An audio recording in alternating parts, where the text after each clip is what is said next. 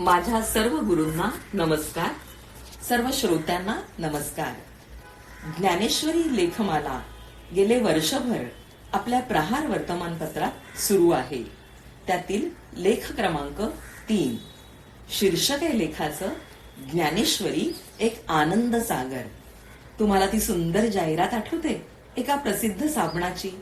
त्यात एक प्रचंड वेगाने कोसळणारा धबधबा, त्यात भिजून प्रफुल्लित होणारी तरुणी. आहा, अहो ज्ञानेश्वरी हा देखील जणू एक धबधबा आहे ज्ञानाचा. तो उंचावरून वाहतो, त्याला प्रचंड आवेग असतो. त्याखाली आपण उभे राहिलो की आपणही त्या वर्षावाने संपूर्ण भिजतो, रोमांचित होतो. आपल्याला जणू नवचैतन्य लागतं. ज्ञानेश्वरीतून माऊली हीच किमया करतात. आपण माऊली म्हणतो कारण ते आईच्या मायेने आपल्याला समजावतात, समजून घेतात, धीर देतात. हीच माऊली लेखणीतील आवेगाने आपल्याला अचंबित करते, मनाचा ठाव घेते. या अफाट सागरातून कोणत्या ओव्यांचं रत्न पाहावं हाही प्रश्नच. पण उदाहरणादाखल 18वा अध्याय अर्थात कळसाध्याय, त्यातील स्वधर्माचे आचरण किती महत्वाचे आहे हे स्पष्ट करणाऱ्या ओव्या पाहूया.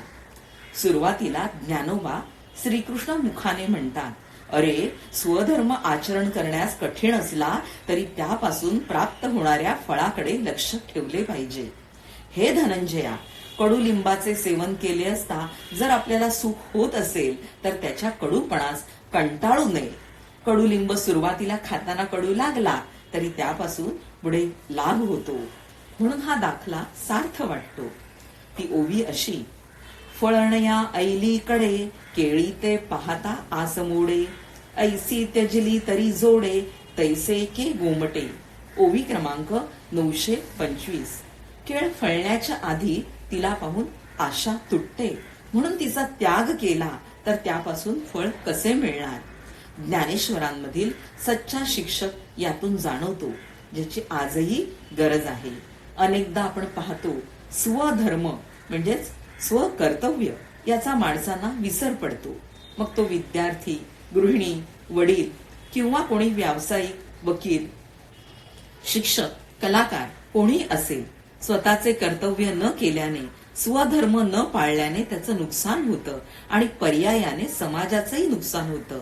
हे सर्व टाळण्यासाठी ज्ञानदेव या उदाहरणातून जणू लोकांच्या डोळ्यात अंजन घालतात. म्हणून अर्थाच्या दृष्टीने या ओव्या सार्थ आहेतच. पुन्हा ऐलीकडे आसमोडे तरी जोडे यातील ड सारख्या अक्षराची पुनरावृत्ती मनोवेधक आहे. तसेच शेवटी येणारा प्रश्न तैसे की गोमटे अर्थात त्यापासून सुख कसे मिळणार हा प्रश्न विचाराला प्रवृत्त करतो आणि ओवीत नाट्यमयता देखील आणतो. ही ज्ञानदेवांची महती, त्यांना वंदन. धन्यवाद.